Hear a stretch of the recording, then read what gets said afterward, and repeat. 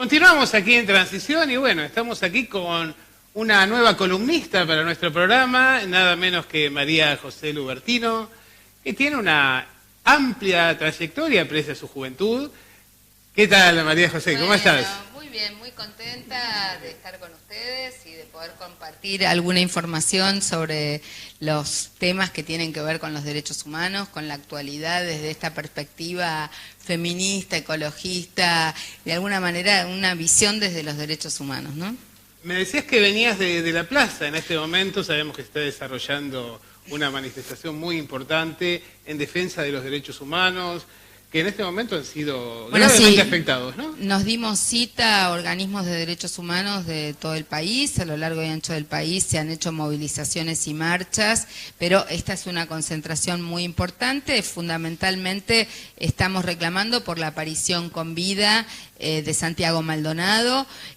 gran preocupación de parte de su familia, por parte de todos los organismos de derechos humanos, porque ya van 10 días de esa desaparición y obviamente una desaparición siempre es grave, pero una desaparición es importante, en democracia es mucho más grave aún, sobre todo después del antecedente de José López y después de todas las situaciones que tenemos permanentemente de mujeres víctimas de trata, que también estamos todos los días tuiteando, posteando alguna chica que desaparece en democracia, ¿no? En este caso hay indicios fuertes de que fue una intervención de la Gendarmería, acabamos de hablar con sus familiares, hubo testigos del hecho de violencia, de represión, que las personas corrieron, algunos se tiraron al río y cruzaron el río, otros, en el caso de Santiago Maldonado, él no sabía nadar, por eso no se tiró al río para cruzar del otro lado, por eso fue tomado, hay fotos de él siendo golpeado por la Gendarmería y hay testigos de que lo vieron meter en una camioneta. Hasta ahí, la última vez que se lo ve, lamentablemente muchos de los que habían sacado imágenes y fotos, sus celulares fueron capturados al día siguiente en otra intervención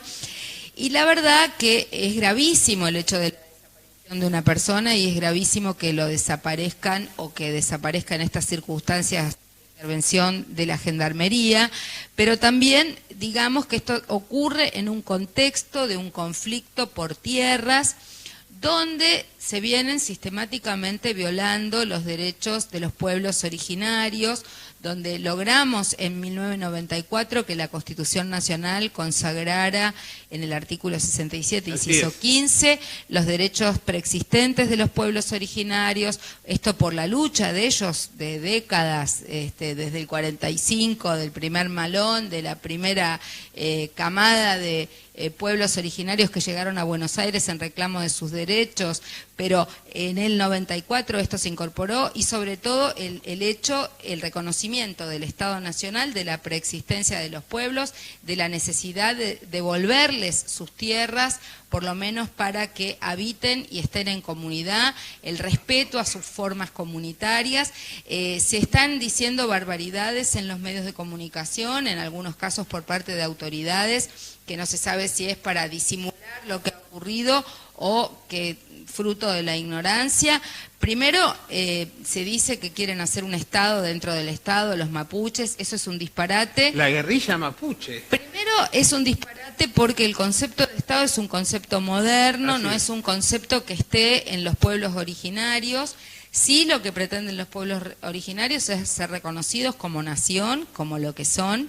Por eso también es tan importante y es una deuda, una asignatura pendiente, la reforma constitucional, donde reconozcamos el carácter de un Estado plurinacional, como lo han hecho Bolivia, como lo ha hecho Ecuador, como lo han hecho otros países latinoamericanos, que al reconocer la diversidad étnica, reconocen también al Estado como plurinacional. Eso es una asignatura pendiente, pero bueno, ahí está funcionando esto como si fuera el Far West,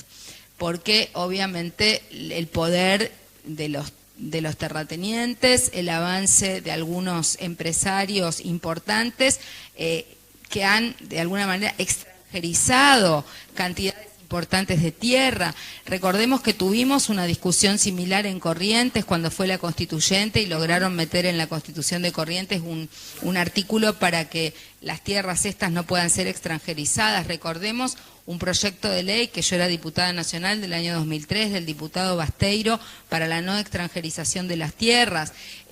Y esto ha seguido avanzando. No es nuevo, no viene de este gobierno, pero con este gobierno creo que se ha agudizado el bill de indemnidad por parte de quienes están operando, de alguna manera ordenándole a las fuerzas de seguridad que intervengan. Hubo una orden judicial de reprimir, pero también las fuerzas de seguridad no pueden violar los protocolos que deben seguir las fuerzas de seguridad. No, porque además, digamos, ya veníamos el año pasado con el cuestionamiento de la cantidad de desaparecidos. Luego venimos con estas declaraciones de que en realidad hay una situación casi de conmoción interior, como dijo algún funcionario de alto nivel ayer. Luego los planteos, esto de, bueno, que nos planteaba el candidato Bullrich de un pibe preso nuevo cada día. Es decir, me parece que evidentemente hay un discurso muy violento, muy agresivo, y en realidad quienes están privatizando y apropiándose, y no construyendo un Estado, pero prácticamente tomando territorios propios al margen de la autoridad del Estado Nacional, son estos empresarios extranjeros. Así es, efectivamente. Yo creo que lo más grave han sido las palabras del candidato Bullrich, el exministro de Educación, porque creo que es entre el fallido y lo que alguien lleva adentro. O sea, nosotros siempre decimos que una persona que no tiene dentro de sí criterios prejuiciosos o discriminatorios, una persona que no tiene dentro de sí criterios de violencia, estas cosas no son, los lapsus no suceden en el vacío. Digamos, uno dice cosas que se le escapan cuando tiene algo adentro. Se le escapan muchas cosas a Bullrich, ¿no? Por eso, me parece que esto fue grave, sobre todo viniendo del ministro de Educación, porque un ministro de Educación tiene que pensar que los chicos estén en la escuela, que los chicos estén en familia, que los chicos estén jugando, no que los chicos estén presos. Creo que esa es como la síntesis de lo que está en el trasfondo de este gobierno, una visión de alguna manera de trabajar para los intereses creados de unos pocos y por el otro lado de un aparato que reprime, que contiene a los grupos sociales que protestan frente a esa injusticia. Bueno, María José, te agradecemos aquí en tu columna, te esperamos la semana que viene. Y ahora vamos a una pequeña pausa y seguimos con el tramo final de En Transición.